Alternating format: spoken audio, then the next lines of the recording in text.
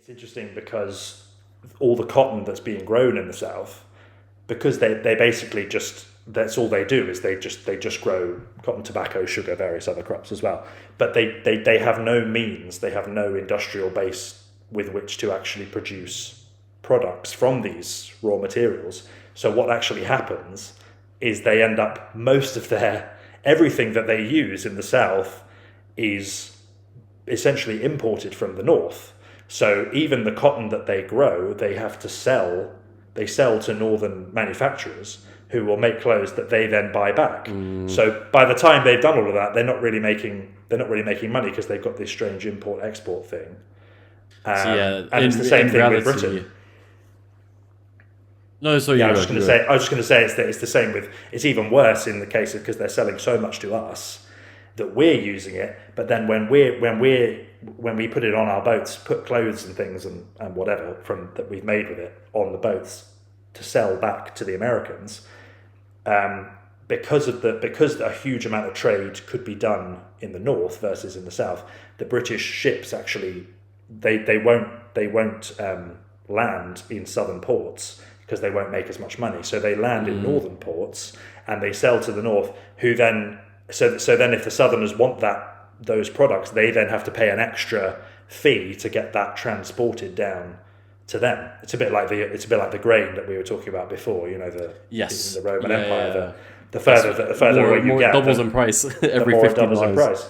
Yeah. So they had gotten themselves in this really difficult bind, and even when they realised this and they started to try and invest in industrialising, it was seen to go against the grain of kind of southern culture, the southern way of life, because it was seen to be very grubby and kind of mercantile. The southerners didn't take to it, they didn't like it, they didn't want it, so they sort of stubbornness is a huge factor in the sort of southern character. And human history. Massively stubborn. Yeah, well, human history too, yeah. But they just refused to change, they refused to modernise, and it led them on a kind of inexorable path towards the war because they just refused to sort of move with the times. So you had completely different societies, and it was that, you know, had they industrialized more, they might have seen reason when it came to abolishing slavery. But because they're so heavily invested in this model, even the sort of more moderates and there were plenty of moderates, like Robert E. Lee himself was no fan of slavery, and he was the greatest general who fought for the South. Even the moderates couldn't bring, you know, psychologically couldn't bring themselves to do away with it because it was the basis upon which the entire society ran itself. Yeah, I mean, we see that kind of process play out a lot of times because I guess we kind of covered it a bit in our Empire episodes as well. But with, you know, you have to also consider that at this period of time, this is a period of time where the world is changing a lot in a very short space of time. Obviously, industrialization was well in full flow across Europe and in the north as well, which fundamentally changed the way that society worked. You know, like, so that there's so many instances of different places that kind of stubbornly hold on to the world order that they knew and that has worked for them up to that point, but failing to change with the times kind of then dooms you to an existence of kind of forever chasing something that's never coming back in a way.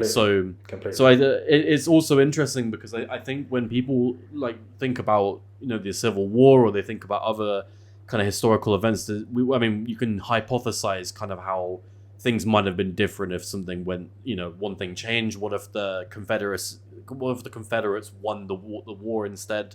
And kind of how the world would look differently or how America would look differently. But it's interesting because the role of Britain, and I'm sure we're going to cover it a bit later as well, but like the role of Britain in this is also interesting because from what I've seen from just like doing my own research, just ahead of like us talking about it, is that obviously one of the biggest hypothetical points is, oh well, what if Britain really just threw all their weight behind the South, to like, you know, prop them up and help them win the war and everything.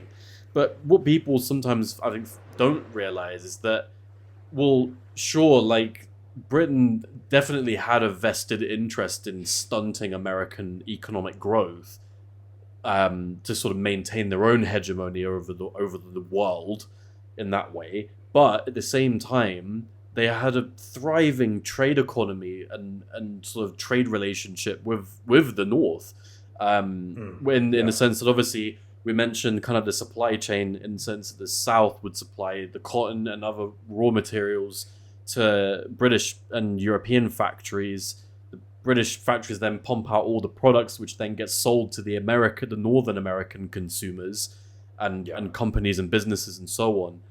Um, Yeah. but overall, like the relationship between the Union and Britain is kind of, I think, assumed to be mega negative when I don't necessarily think that that's the case at all. No, and it was very much the case. Palmerston himself was, he was quite fire. He was quite fiery. Actually, he was quite pro South in the sense that there was a moment when two Confederates were arrested by Union forces on a British boat, and it created a diplomatic incident because Palmerston said, he basically said, "I'm going to go to war with you if you don't release these guys because they're free citizens doing what they want to do."